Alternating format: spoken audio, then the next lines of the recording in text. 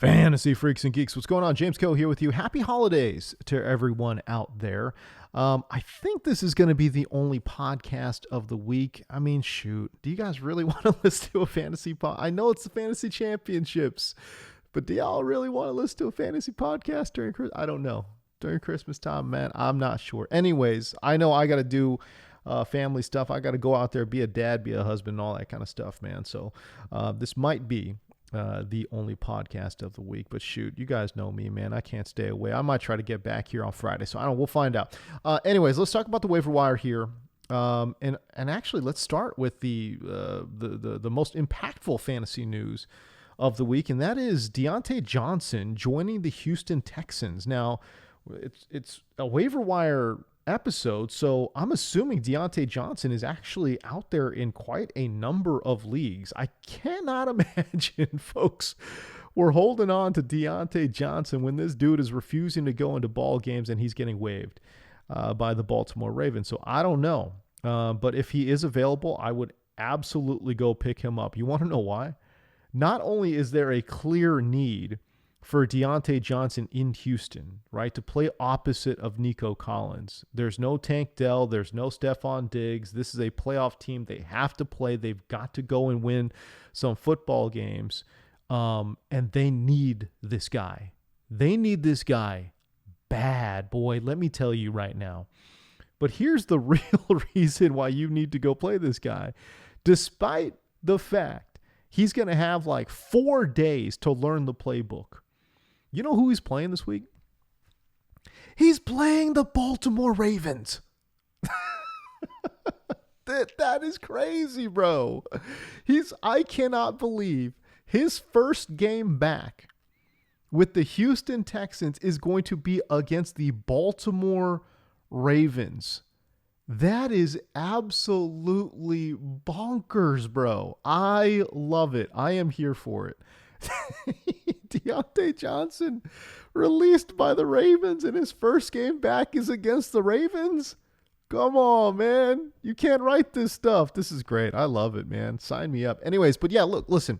He actually, when he's got his head on straight, and I know that's a big if, but when he does have his head on straight, man, this is one of the premier players in the NFL. And I know you're saying to yourself, come on, man, like he's never put up big stats and all. But again, I'm just saying his ability to get open as an outside wide receiver, there's just not that many guys doing what he's doing right now. You know what I'm saying? And again, I get it. This is if he's got his head on straight. I don't know if he's got his head on straight. And oh, by the way, this, Shanahan derivative offense that they've got in Houston, I don't know how long it's going to take for him to learn that playbook, man. But I bet you anything he plays 50, 60% of the snaps, because who the hell else are they going to throw out there in Houston, man? Xavier Hutchinson? John Mechie himself is working through an injury. Ancient ass Robert Woods. They don't got nobody, man. They got to play. If they just go out there and they don't even call plays and they're just like, yo, Diontae Johnson, all right, run a 10-yard comeback route. I got you. That might be what it is. Straight up backyard football. Like just drawing up plays in the dirt, bro. And being, hey, Diontae, go run this route. All right, man, I'm going to find you. Let's go. I don't know. I'm not 100% sure, but they need him. And he's playing Baltimore.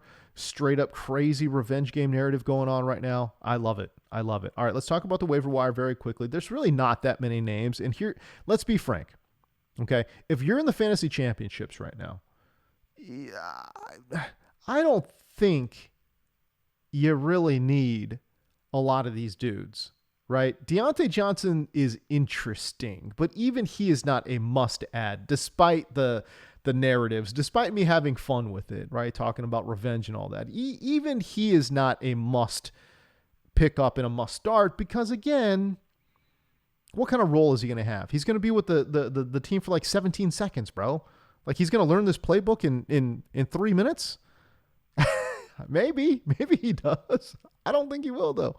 I think he plays about 50%, but we'll see. Anyways, these other players, though, maybe at the top of the list here is Trey Benson.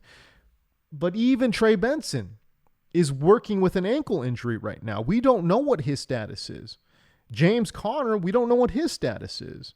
If James Conner misses, Trey Benson becomes one of the most interesting players for sure that is widely available on the waiver wire. But there's just so many moving parts. Is James Conner going to play? He actually said he'd like to play. He's never played an entire season in the NFL. So I don't know. Maybe he wants to get that done. But he suffered a knee injury, did not return in that Arizona game this past week against Carolina. So again, his availability, unknown. Trey Benson's availability, unknown.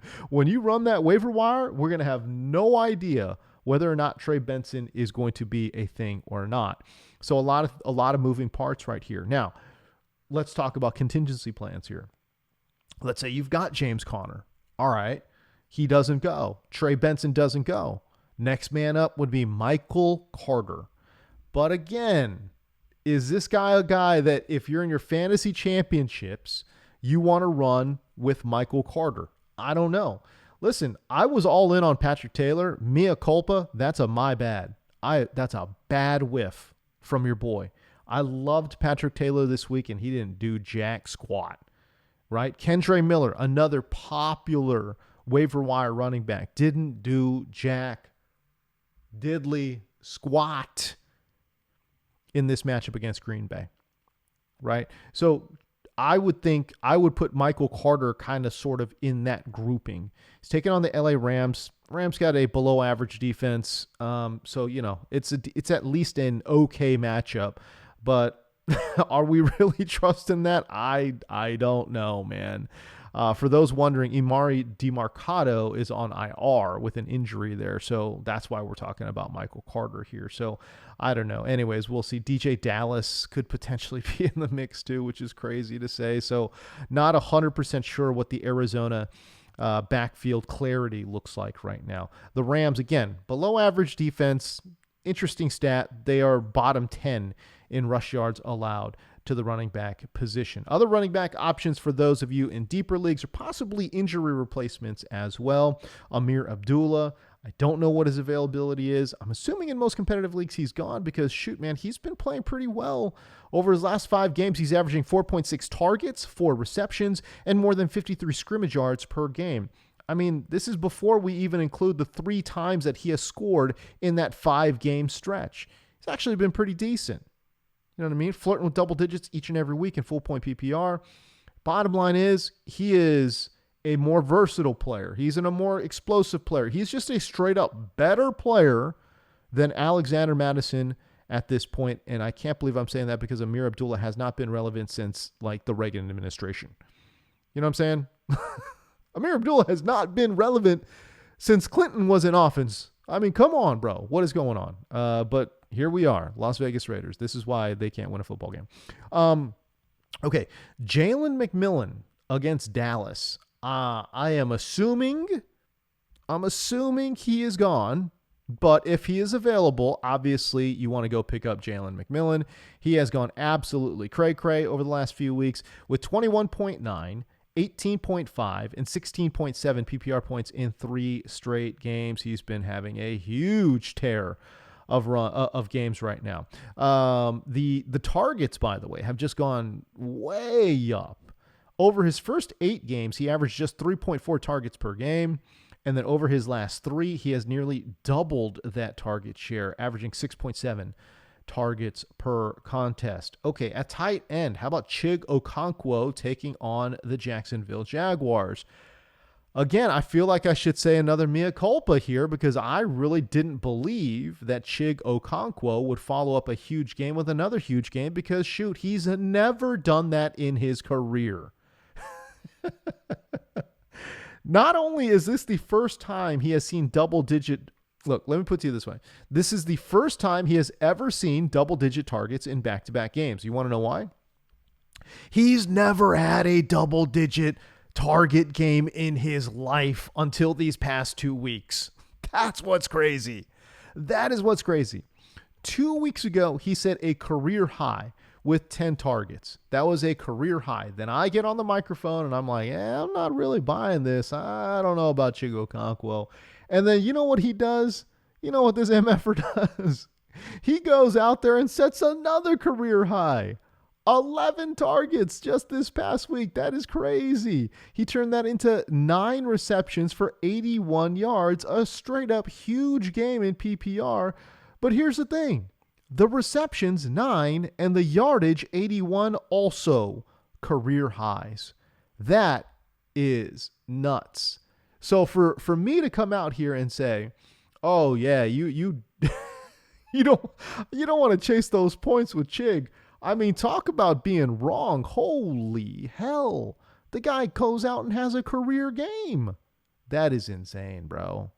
Egg on my face for sure, eating crow out here. So I apologize. But anyways, Chig Okonkwo's taking on Jacksonville. We already know Jacksonville's defense overall stinks. They are tied for the 3rd most touchdowns allowed to the tight end position. All right, 2 streamable defenses this week. Colts DST, they're taking on the New York Giants. And my God, the Giants look so bad. My God, they look so bad. And then the Tennessee Titans DST is taking on the aforementioned Jacksonville Jaguars. They're a little bit lost in the woods as well. Okay. Can I say this? I will also throw out there Las Vegas DST. Why? Because they are taking on the New Orleans Saints. And if you watched Monday Night Football like I did, first of all, bless your little heart, because my God, it was arguably the worst game I have ever seen at the NFL level. Someone threw out like that Denver game from 2 years ago where Denver didn't have a quarterback. What was that guy's name? Hinton, I think. I'm gonna look this up as I'm talking to you guys here. Yeah, Kendall Hinton. Remember him? He was a wide receiver that they had to throw out there at quarterback because all of their quarterbacks were hurt. Okay, maybe, the details of that game escape me. So maybe that one was actually the worst. But this game that we saw, Green Bay, New Orleans, in prime time, that was one of, if not the worst football game I have ever seen at the pro level. That was horrendous. There was zero effort being applied. It was worse than a scrimmage. It was worse than a preseason game. In a preseason game, guys are at least fighting for their roster lives. I mean, this one, guys are fighting to get out the parking lot, bro. In this game, guys were fighting to go to Cancun. That was so bad. It was unbelievable. Unbelievable. Anyways, okay, so there you go. So I will throw out Las Vegas as a potential streamable defense. And shoot, if we're playing DFS next week, all right, let's think about Las Vegas because they'll be on the cheap. They're taking on New Orleans. New Orleans offense looked like, it was just atrocious. It was disgusting. Anyways, there you go. That's the show. We're going to go here. By the way, if you guys have questions during championship week, obviously find me on social media. I'm all over the place there. If you guys want to go check out the website, sleeperkingfootball.com. If this is the final listen for you guys for this season, let me just say, I want to thank you guys for listening. I really do. This is obviously a new venture for me here, having a solo podcast, no co-host, nothing. It's just me. It's just you and me, baby. It's just you and me, partner. And I appreciate you guys taking the time to listen. But if you guys would find me on social media, that'd be great. And if you guys have questions, obviously throw them my way. But until then, Merry Christmas to everyone out there and Happy Holidays. I hope you guys get everything you want, including a fantasy championship. All right. I got to go. But remember, it's never too late to chase your dreams. All right. Peace.